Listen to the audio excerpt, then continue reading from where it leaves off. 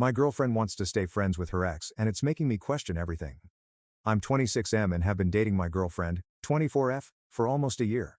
Things have been great overall, we communicate well, have fun together and I really saw this relationship going somewhere serious. Recently though she told me her ex reached out just to check in and now they've been talking a bit. She says it's nothing romantic, they dated a while ago and they're just catching up as friends, but she also said she'd like to keep in touch with him and maybe grab coffee sometime. I don't want to be the jealous or controlling guy, but something about this doesn't sit right with me. I've been cheated on in the past, so I know my judgment might be clouded. Still, I feel like emotional boundaries matter and staying close with an ex feels like a potential problem, not just a harmless friendship. She says I should trust her and part of me wants to. But another part of me wonders if it's okay to be uncomfortable with this and if this might be a red flag. How do I handle this without being insecure or unfair?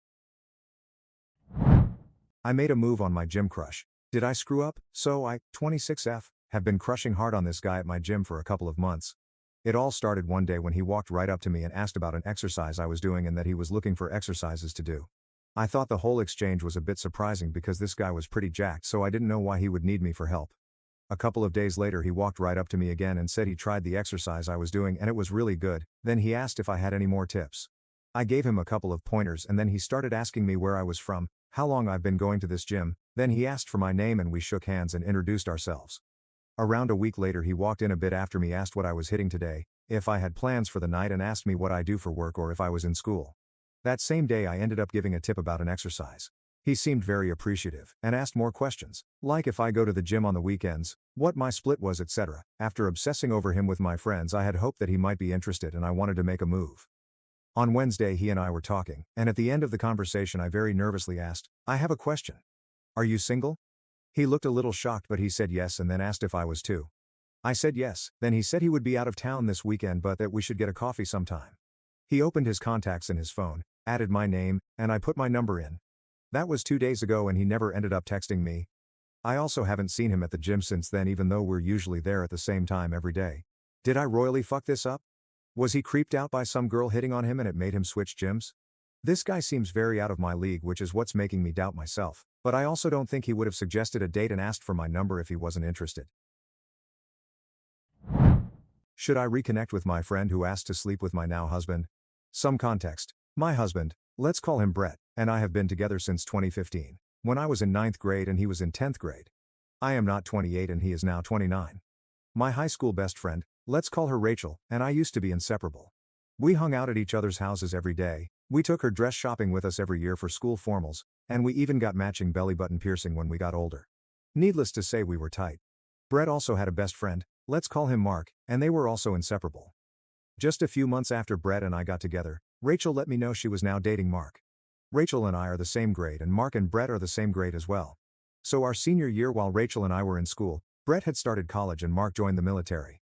It was during our senior year that Rachel decided to marry Mark so that when she graduated they could live on base together. Also important to note that her family that she lived with were all heavy drug users and drunks, so her home life wasn't great. Fast forward 5 years, and Rachel and Mark travel around every few years to a new base but always would come back once a year to visit. Over the years we would still talk, but we weren't as close as we were in high school. Me being a people pleaser, I would drop everything and hang out with her anytime they were in town. The only sucky part was that she would also invite all her other high school friends over at the same time, and it always felt like she was pitting us against each other for who could get more of her attention. Especially with her friends, let's call them Carrie and Jane. This is important to note later. This particular time she came back to visit, they had a big party at Mark's dad's house and invited 20+ people. I did not know this until I showed up. I was told it would be just me, her, and newborn baby who she had just had not even 2 months earlier. She then told me she wanted everyone to meet her new son, and apologized that she didn't tell me. Again, with me being a people pleaser, I brushed it off. As the night goes on, Rachel, Mark, and most all of the others guests besides Brett and myself began smoking weed. Now for the interesting part. At one point in the night Rachel hands her baby off to someone else, and asks to talk to me in private. I was so excited, thinking she wanted one-on-one time with me, which only made the whole exchange worse. She walks with me around to the other side of the house and we sit in some chairs on the back porch. She began by asking all about my life lately and showing what I thought was a genuine interest in me, only fueling my excitement. After about 10 minutes of back and forth, I asked her how her and Mark have been lately with having a newborn around. This is when she tells me they have decided to start an open marriage and that they have a man back home in Nebraska living with them that they fool around with as a throuple. Now I was surprised, But Rachel has always been a bit wild, so the idea wasn't totally out of the realm of what I thought possible. She went on to talk about how they swap spouses on the base and have both been enjoying it. Somewhere in this conversation I find out this wasn't a new thing, they had been doing this for 2 years. I just brushed it off and listened to her talk. I mean, who was I to judge her for trying new things? If that is what keeps them happy, then good for them, not like it has anything to do with me. That is what I thought until she casually threw in the question about what Brett was like in bed. It caught me off guard, especially because I am pretty closed off to conversation with anyone about our sexual life because Brett gets uncomfortable with other people knowing details, which I can totally understand. So I just tell her that I wasn't really comfortable sharing that, to which she replies, "Well, I am really hoping you let me find out for myself before we head home next week." Excuse me. I just kind of looked at her, and she continued by asking my permission to confront Brett with the offer to sleep with him. She even went on to say I could borrow Mark for a few hours in exchange. In addition, she let me know it wouldn't be weird, because they had couple swapped with almost every other person at the party besides us. She talked about how Carrie and Jane were so generous to switch with her and that she felt closer to them than ever. It felt like she was trying to manipulate me into saying yes because by doing so I would be on the same playing field as Carrie and Jane. Again with the pitting us against each other. After a few seconds I felt like something snapped in me and I said no and just walked back to the front of the house with the rest of the party. I looked around for Brett so we could leave, but he was so deep in what looked like a meaningful conversation with Mark that I didn't want to ruin that for him. He never gets to see him, so I thought I would wait until they looked like they were done to approach. That of course did not stop Rachel from walking right up to them and explaining her and Mark's open relationship and asking him to have sex with her. The nerve of her to ask even after I said no. Out of curiosity, I didn't interrupt. I wanted to see what Brett's answer would be. His face turned red and he immediately said, "I am honored you would ask, but no thank you." He then turned and walked right up to me and asked me if we could go. To which we did. Fast forward to now, 5 years later, and we have barely spoken. At this point in my life Brett and I are married, and we did invite them to the wedding, which was awkward and Rachel only made it worse by telling everyone how she wanted to ruin our wedding, and we are pregnant with our first child. Rachel has contacted me on Facebook saying how happy she was for us and wanted to send a gift. This is the first kind interaction I have had from her in 5+ years. Here is my dilemma. We also have our 10-year class reunion next month, and she has asked Brett and I to hang out while they are in town. A lot of time has gone by between then and now, and I know Brett really wants to see Mark, but out of respect for my issues in the past with Rachel he has not asked. That being said, should I man up and say yes to seeing them and rekindling our friendship, or has that ship sailed at this point? Any outside thoughts would be appreciated. Thanks. I'm freaking out about my relationship. My girlfriend F22 and I, M22 have been going out for a few months now, and as of last week she seems to be way less interested in me. She was sleeping over at my house every night for over a month and now in the past week it's been one night. We also haven't been intimate or had any physical contact in this past week in the 3 times we hung out. I asked her about it and she said it made her weird and uncomfortable, which I wasn't trying to do. I just asked directly if anything had been going on. She is usually very clingy almost, which I like, but recently it's been the opposite, and when I try to bring it up she gets weird about it. I'm trying to not make it a big deal between us, but I'm just not sure what to do at this point. Edit, here is the update if anyone wants to know. Update. So like many people suspected that she was over it. You were right. We went out to dinner tonight and it was nice, but she commented, "Sorry, I haven't been hanging out with you." Then I forget what led up to it, but I asked her if she wanted to stay together and she said no. So after an uncomfortable ride home we talked in the car about it and she said she felt like our personalities were too different and she didn't think this was going anywhere. It was sad, but she definitely had checked out of the relationship for at least a week or two, so honestly I think part of me feels relief. It was fun while it lasted, but we're both on to bigger and better things. Thanks for the advice to those who were helpful. My ex-friend's horrible GF is finally getting everything she deserved. So the reason why I personally hate that girl is because we were in a friend group of 5. Me, the ex-best friend, his GF, the only friend I still hang out with, and another D-writing girl who is also getting what she deserved. Long story short, I was a good friend to her, but she used me for money and my car, did some things to the ex-BSF that I clocked as manipulative and abusive and warned him about. She gave him an ultimatum and he chose her. She's been jobless, living with him and mooching off him for about 5 months now. Well, all of it's about to come to an end because the guy is finally sick of it. She flunked out her first year of college and he's been struggling to make ends meet. He expressed that to her and she said to his face, "I'm too lazy to get a job." Mind you, all she does is lay in bed all day unless he drags her somewhere. She can't go back to her mom's house because her mom's one requirement was that she stay in school. He wants to apologize to me. He's probably gonna move in with the friend that I still hang out with, and she's gonna be completely alone, homeless AMD without any help. I swear it's like I'm watching the fall of Rome. She had the perfect situation, but she's insecure and is burning everything to the ground. Her last-ditch effort is telling the BF she's fighting the urge every day to end her own life, so he'll be guilt-tripped into staying. He's not falling for it. I'm gonna decide whether I want my friend back, and she has literally nothing and I could not be happier. Downstairs neighbor called the cops on me. For sitting. Since the day I, 29F, moved in, my downstairs neighbor has pounded on the ceiling. Like, sorry, I'm moving furniture into my new apartment in the middle of the day. I went down, apologized, introduced myself and thought all was well. Number it wasn't. If I accidentally drop something, she beats on the ceiling for 5 minutes straight. I'm putting on my shoes to leave the house. Beats on the ceiling. Use the restroom and flush? She beats on the ceiling. I complained to management and nothing was done. Then one night I'm sitting at my dining table painting my nails. Sitting. And she starts beating on my ceiling intermittently for 10 minutes. My leasing manager calls me for a noise complaint, and I explain I'm literally sitting so I'm not sure what noise she's hearing. Next thing I know, the cops show up for the noise complaint because my downstairs neighbor called them. I bought a home camera so I can protect myself because my leasing manager has threatened to escalate the situation if I can't be quiet, even though I'm literally tiptoeing around my apartment at this point. I told the leasing office to please request specific dates and times of her complaints so that I can provide footage of what I was doing during said noise complaints.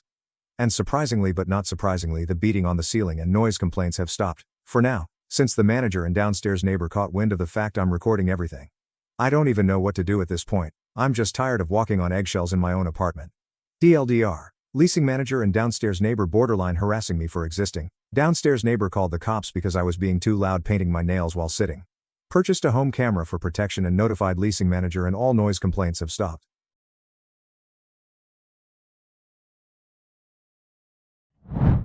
Am I the jerk for secretly investigating my sister after her husband accused her of cheating?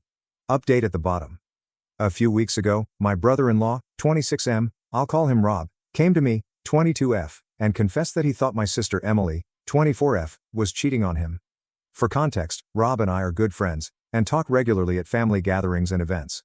He is an only child, but we've known each other long enough that he sees me as a sister.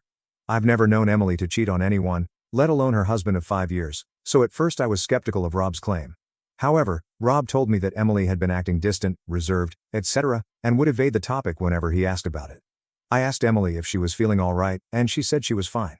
I told Rob this, and he asked if I could dig deeper, to see if there truly was something going on.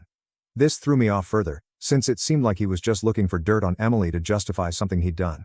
So I told him to try being more firm in talking with Emily. The next day, Emily calls me in tears and tells me Rob accused her of cheating, and she's devastated.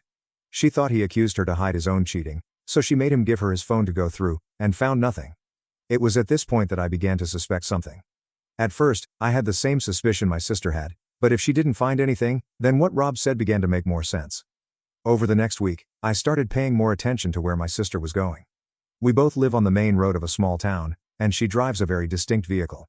I started watching to see when she'd pass by each day, as well as asked Rob to see where she said she was going. After a few days, I saw Emily driving by, when the gym she told Rob she was visiting was the opposite direction. She came back 2 hours later, and clearly never visited the gym. At this point, I had reason to believe Emily did really cheat, and Rob seemed innocent. The next time I visited Emily, I asked if to use her laptop to do some shopping, and she let me have it. Turns out, she saved her passwords to everything on there, so I could sign in as her. It took me 10 minutes to find messages to a guy on Snapchat, and agreeing to meet up. The messages weren't really flirty, and they hadn't shared any pictures, but she'd agreed to meet a man in secret, which was enough for Rob to confront her. Once again, I receive a call from my sister, screaming at me that I violated her privacy and broke her trust, and what I found was just chatting with a coworker, not cheating. She accused me of trying to steal Rob, and basically said I was a terrible person for trying to ruin her life. I don't know what all her and Rob have said to each other, but it can't be pretty either. TLDR, brother-in-law came to me with suspicions that my sister was cheating.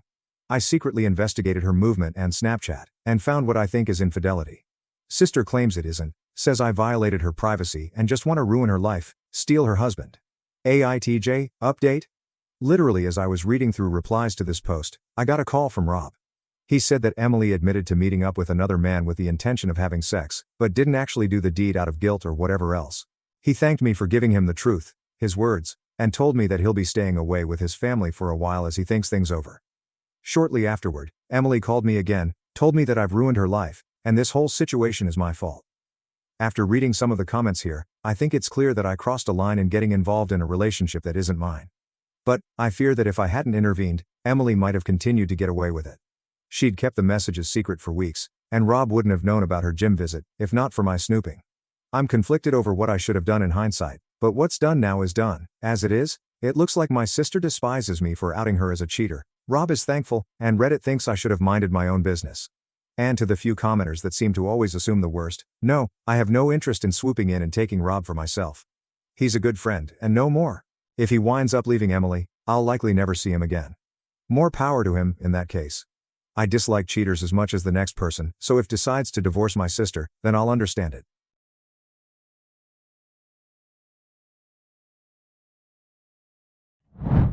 I thought it was petty revenge, but I ruined her future. I had a coworker, Ellie, from a very traditional region of the country, a strict Muslim society. She cut contacts with her family, moved to the capital, studied, worked, dated. One time Ellie asked me to make a commission for her. She offered a ridiculously small payment. My imposter syndrome didn't know better. I did the job and forgot about it. A few years later someone contacted me, showed me a screenshot of that work from my online portfolio and asked if it was mine. Apparently, Ellie never told them she hired me, she just gave me part of her payment for a project that she was doing for them, and claimed my part of work as hers. The project was never released, me and Ellie both switched jobs, so I let it go. And few more years later my then employer was hiring, she applied. She did fine and they considered her. But I told them about the plagiarism story and they turned her away. And I thought that was it. But later I found out from another ex-coworker of ours that Ellie had to return home. This was her last straw. She didn't get any luck with her career, and with dating too. And now she's back at that strict Muslim region, having had a few boyfriends, waiting for her parents to arrange her marriage with whoever weds her at the age of 29. Told the Red Cross. I'm a homo malicious compliance. I'm so excited I found this subreddit. I've shared this story with friends and laughed about it for a while now, so hopefully this brings some humor for you all. This happened back when I was still in college, so maybe I want to say very early 2000s, but before 2015. Up into that point I was huge into giving blood. I knew it was important and I knew I was type O, so I was always happy to donate. I'm also male. Up until I want to say my junior year of college I regularly donated. It was around this time though that life kind of got hectic. I was stressed with school and my part-time job, as well as preparing for grad school applications. I also came out of the closet around this time too, so there was that little social stressor.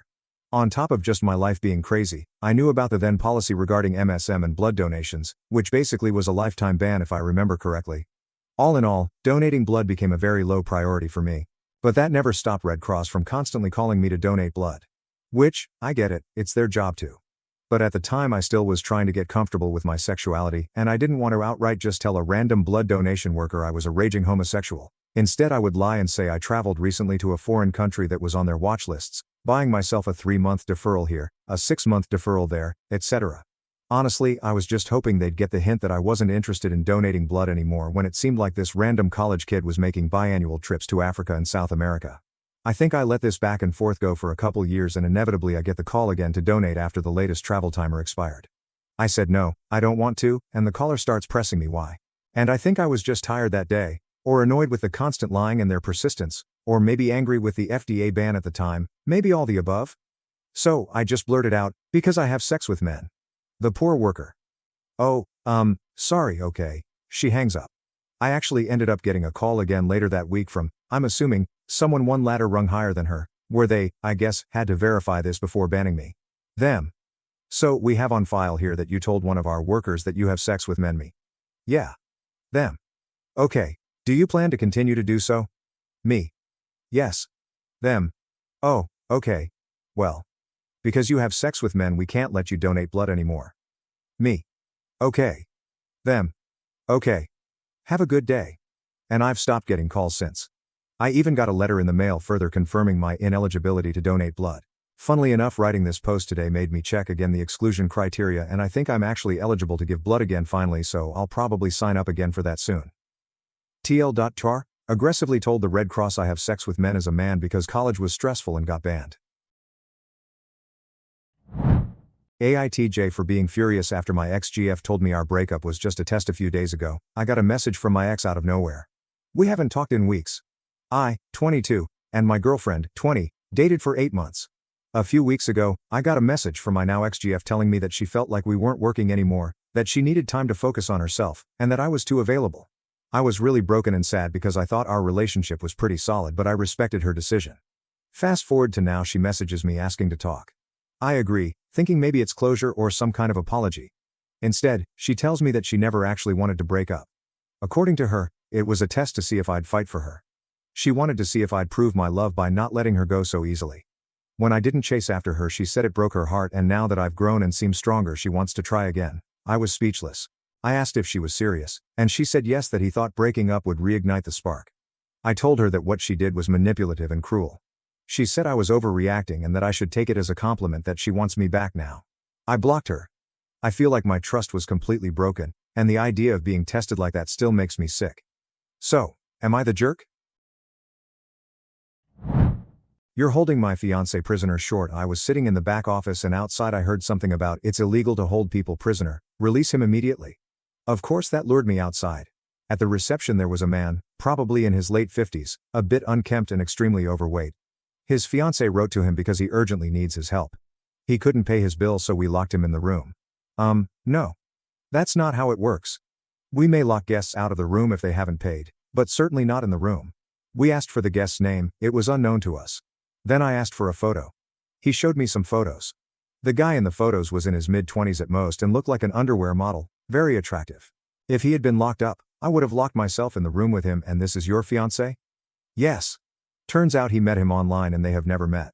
Apparently the guy, probably actually someone sitting somewhere in Nigeria laughing his ass off, had told him several dubious stories over the last few weeks about why he urgently needed money. He transferred 2,000 euros to him for our alleged bill, a total of almost 7,000 euros. We really felt sorry for him. On the other hand, how stupid can you be? So I have a crazy one for you, Illinois. So legally my parents have been married for 35 to 40 years. I'm not sure if the date because they got married shortly after I was born, 1984. My mom left when I was 3, and haven't seen her since. Not sure why, but neither sought a divorce. She left the state at some point. At one point she did marry someone else, but he passed away. My father has been in a relationship for 23 years. They have 2 kids, both in their early 20s. Now on to my legal question. My dad is up for early retirement, but since he is still married to my mother, he tells me she will be entitled to some of his SS. Years ago my sister found out mom, so they do contact each other. My father contacted my mom asking for a divorce, and she said she wants $10,000 or she won't tell him her location to serve her. Is there anything my dad can do to serve her with a divorce without her exact address? My roommate wakes up every night at 3 a.m. to speak Latin to Alexa. I made the mistake of asking why nonfiction. Alright, I need to get this off my chest because it's starting to freak me out. I've been living with my roommate for about 6 months now. Seemed like a totally normal guy. Quiet, polite, into books and old movies. Bit of a nerd, but nothing alarming. Then, about a month ago, I started waking up around 3 a.m. every night because of this weird, low voice. At first, I thought he was watching TV or listening to a podcast, but it kept happening. Always around 3:03 to 3:05. So one night, I get up and walk toward the living room. What I see? My roommate. Standing straight up. Eyes closed. Speaking fluent Latin to Alexa, stuff like, Domina Alexa, audi voluntatem meme. Lux tenebris resiste. Silio tempus. And the creepiest part? Alexa was responding. In Latin. Intellego. Porta clausai sun. Noli timere. For the record, Alexa doesn't speak Latin by default. I checked. You can't even really set it to Latin officially. So next morning, I casually ask him. Hey man, were you up late last night talking to Alexa or something? And he goes, totally calm. No. I'm always asleep by midnight. I just stared at him. Didn't push it. The next night I set my phone to record audio. Result, 52 minutes of what sounds like an interrogation. Latin back and forth between him and Alexa, like he was summoning something or asking her questions about, I don't even know. I translated one line he kept repeating, observo custodem. Apparently it means, I am watching the guardian. I don't know what the hell that means, but it doesn't sound great. A few nights ago, I tried waking him up during it. Bad idea. He turned toward me, eyes open, but I swear he wasn't seeing me, and he said, no lit tangere portam. Do not touch the door. Then Alexa just shut off. No lights. Dead. Like, physically wouldn't turn on anymore. He won't talk to me now, at all. Yesterday, he slid a note under my bedroom door.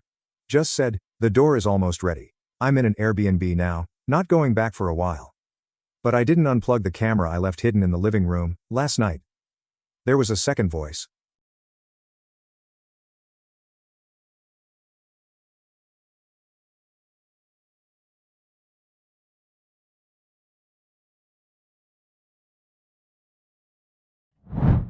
A creepy middle-aged lady tried to hit on me when I was 19. Here's what happened. I'm a 25-year-old male, 19 at the time, who works at a well-known shopping chain. At that time, I had just graduated high school a year prior, and was working as a cart pusher. I get called into the store to do a carry-out for a customer, and it was a lady who was in an electric cart. The woman looked older, and as we got her stuff to her van, she asked if I was single or taken. Kind of odd, but whatever. I responded with no, and she asked if I wanted to date her. I said no, thinking it was a joke. On my first day off, my mother tells me a lady asked where I was and said she loved me. I responded saying she was likely joking, but my mother insisted she wasn't. Apparently, my mother, who works in the pharmacy at the same store, and she had a reputation for having said behavior. Next shift, I was called to do a carry-out again, and it was this lady, who specifically asked I do it. Whenever she looked my way, she would do air kisses, which made me super uncomfortable. She had to get her drugs, and one of the pharmacists who works with my mom asked if she was RHE1, which I replied she was. I found out she was 48 years old. After getting her stuff to her van, a manager called me to the office and questioned me about the thing, deciding to keep me from her, knowing she made me super uncomfortable. When she needed a carry-out from then on, it was someone else. After some point, she lost her spark for me, fortunately, and started having a crush on a worker who was closer in age and sadly passed away last year. She seemed angry. I reported her to management. Last I saw, she didn't see me. Since then, I was fired later that year, worked at a restaurant during COVID, and came back in a different position in 2021 and have been there a little over 4 years. So I ask, was I the jerk for reporting her to management?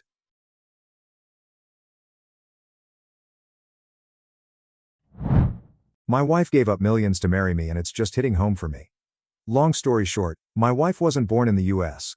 Her father was a relatively successful businessman in his country and had established a number of trusts for my wife and her sibling. I met my wife when she was studying in the US and we quickly fell in love. Her family overall accepted me and was supportive, with one major caveat. Her father told my wife that, if she moved to the US permanently, she'd be removed from the various trusts. This was for a mix of taxation and administrative reasons. I want to clarify that I don't feel bitter towards her father. It's his money to do what he wants with. But I have to say I don't fully understand his rationale. My wife let me know this at the time, but I don't think I was fully cognizant of what she was actually giving up. My wife's father has recently sold some property back in his home country for over $5 million. All of the money is being put into the trust, the one my wife was removed from, and will go to her sibling instead. I learned in the same week that a real estate project my wife's father has going is likewise in a trust, with the sibling alone as beneficiary. It's been years since we've gotten married, and I maintain a good relationship with the rest of her family. But it's finally sinking in what she actually gave up. This is enough to stop working if she had wanted, or to not worry about saving and just enjoy life. She could be living the permanent vacation life in Europe instead of grinding it out with me, but she decided that I was worth it.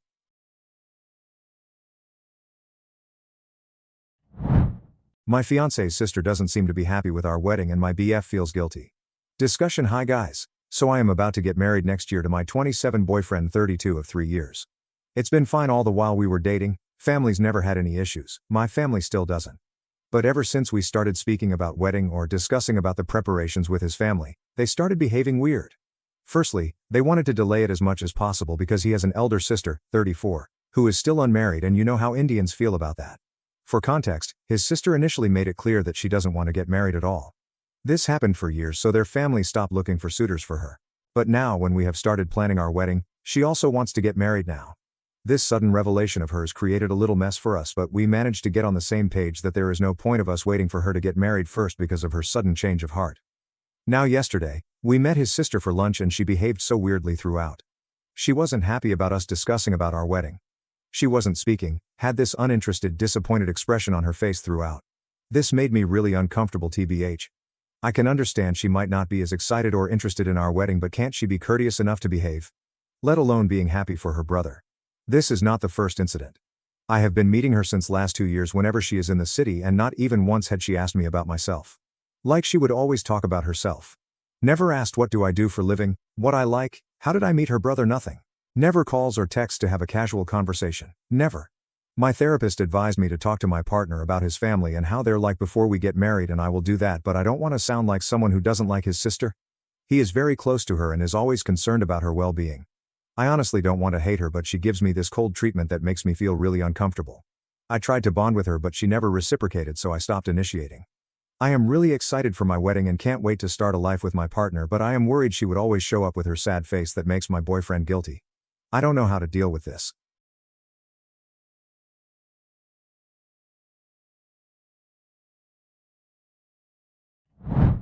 AIDA for leaving my sister's wedding but keeping the bribe I was paid to attend. Personal story: my 30s Fahrenheit brother is an asshole and has made my life hell since I can remember. I grey rocked him as soon as I understood the concept and have been NC with him since he moved out of my parents' house.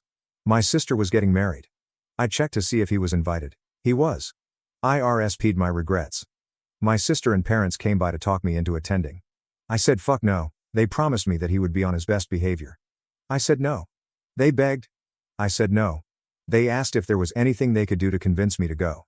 I said that if they gave me $1,000 each that I would return if he left me alone. They said no. I said good day. They came back with $2,000 in an envelope. I was at the wedding venue with my wife talking to my parents when my brother arrived. He came right over and called me a slur for a homosexual. My dad's head just dropped. I took my wife's hand, and we went out for a night paid for by my parents and sister. We were already dressed up, so we had a fancy night out with our phones off. My parents and sister are furious at my brother. He is mad because my dad told him that he is a child that can't control himself. My brother is mad at me for being a baby and not being able to take a joke. I really don't care. $2,000 isn't a lot of money. But it is enough to sting. Now maybe they will listen when I say I do not want to be around him. My mom, however, is mad at me for taking the money. She seems to think I was being paid to up with his abuse. I have tried explaining that it was more of a bond on his behavior. She won't listen. ADA for taking the money and leaving, Night Opie and NTA for leaving the wedding, YTA for keeping the money, Fit or Fat 1999 NTA. Did your brother leave you alone? Number, was he on his best behavior? Hell no, you kept your end of the bargain. They didn't. And I guess we know the parent who enabled your brother all these years. Mom seems to think I was being paid to put up with his abuse. F off, Mom. Electric Hurricane 321. I'd look at the $2,000 like a security deposit on an apartment house rental. You don't trash the place, you get the money back. If things are done properly. OP's brother is trash, so the family didn't get their deposit back. Simple enough. Dom Haney. NGL, I find it hilarious that he did it immediately. I don't condone the behavior, but the 0 to 100 is impressive. Dragon Celica replies to that comment saying, at least he was kind enough to do it early and in front of dad. That way, OP still had plenty of time to write their evening by going out with their wife, and dad knew exactly why.